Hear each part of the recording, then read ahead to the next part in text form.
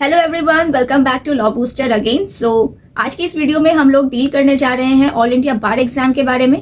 बहुत सारे लोग इस एग्जाम की तैयारी भी करते हैं लेकिन क्वालिफाई नहीं कर पाते हैं। तो आखिर दिक्कत आता कहाँ है, कैसे इसकी तैयारी करें, टाइम मैनेजमेंट कैसे करें, क्वेश्चंस कैसे सॉल्व हो, इसके बारे में आज की इस वीडियो में हम लोग डिस्कस करने जा रहे हैं। तो जल्दी से पहले इस यूट्यूब फैमिली का आप लोग हिस्सा बन जाइए, लाइक शेयर एंड सब्सक्राइब कर दीजिए वीडियो को, बेल आइकन को प्रेस कर लीजिए ताकि आपको लेटेस्ट वीडियोस एंड अपडेट्स मिल सके।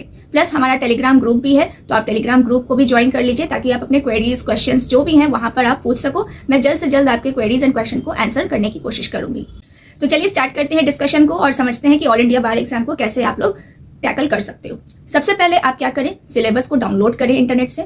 सिलेबस डाउनलोड करने के बाद आप सब्जेक्ट्स चेक करें कौन कौन से उसमें सब्जेक्ट्स हैं और किस में सबसे ज्यादा क्वेश्चंस पूछे गए हैं। ओके, नेक्स्ट स्टेप में आप ऑल इंडिया बार एग्जाम से रिलेटेड बेयर एक्ट्स जो आते हैं विदाउट कमेंट्स वाले, उसको आप परचेज कर लीजिए एंड देन फिर हर एक बेयर एक्ट को अच्छे से स्टडी करने की कोशिश करिए।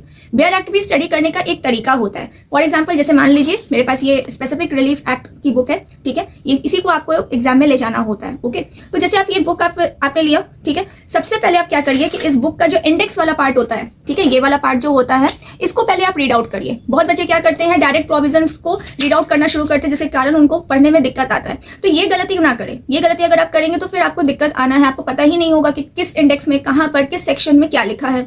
इसीलिए सबसे पहला और अच्छा तरीका यही होता है कि आप पहले इंडेक्स को अच्छे तरीके से रीड आउट कर लीजिए, किस सेक्शन में क्या लिखा हुआ है उसको मार्किंग कर लीजिए, एक कीवर्ड की तरह, एक सिंबल की तरह, जिससे कि आपको याद रहे कि हाँ ये चीज यहाँ पर लिखा हुआ है। तो क्वेश्चन पढ़ने के दौरान आपको ना वो चीज रिकॉल हो जाएगा, तो आप जल्दी से जाके बुक खोलकर आप चेक कर सकते हो। ठीक है, इंडेक्स पढ़ने के बाद आप क्या करें, फिर यहाँ से ये जो प्रीलिमिनरी वाला जो आपका जो सेक्शन जो शुरू होता है इसको अच्छे से एक बार रीड आउट कर लीजिए, जस्ट फॉर नॉलेज। ठीक है, अभी आपको याद नहीं करना है, अभी आपको सिर्फ नॉलेज लेना है कि इसमें लिखा क्या है। ठीक है, तो एक बार आप इसको रीड आउट करिए, पेंसिल लीजिए, पेंसिल से चाहे तो आप मार्क कर सकते हो तो मार्क कर लीजिए एंड देन फिर अच्छे से इसको रीड आउट कर लीजिए। जब होल बेयर एक्ट को आप रीड आउट कर लेंगे देन फिर आपको समझ में आने लगेगा कि अच्छा इसमें लिखा क्या है और मैं क्वेश्चंस कैसे सॉल्व करूंगा।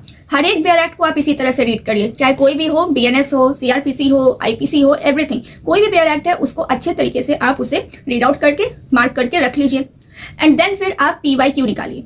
पीवाईक्यू निकाल के उसको फिर आप अच्छे से देखिए कि उसमें कौन कौन से क्वेश्चंस पूछे गए हैं और एक साइड बेयर एक्ट रखिए। बेयर एक्ट रखने के बाद आप क्वेश्चन पढ़िए, जिस बेयर एक्ट से क्वेश्चन पूछा गया है उस बेयर एक्ट को निकालिए और क्वेश्चंस सॉल्व करने की कोशिश करिए। पीवाईक्यू को जितना आप सॉल्व करेंगे उतना आपके लिए फायदेमंद रहेगा, क्योंकि उसी से आपको पता चल जाएगा कि आप कितने पानी में हो, है ना। प्लस जब ये सब चीजें आप कर रहे होंगे, 3-4 बार प्रैक्टिस जैसे हो जाएगा, तो आप ओएमआर शीट को भी यूज कर सकते हैं।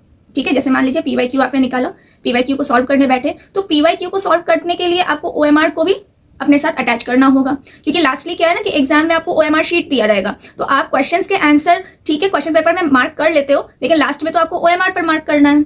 ओके, तो ओएमआर शीट को अपने साथ रखें एंड देन फिर जब आप कंफर्म हो जाए कि हाँ इस क्वेश्चन का आंसर यही है, ओएमआर शीट पर मार्क करते चले।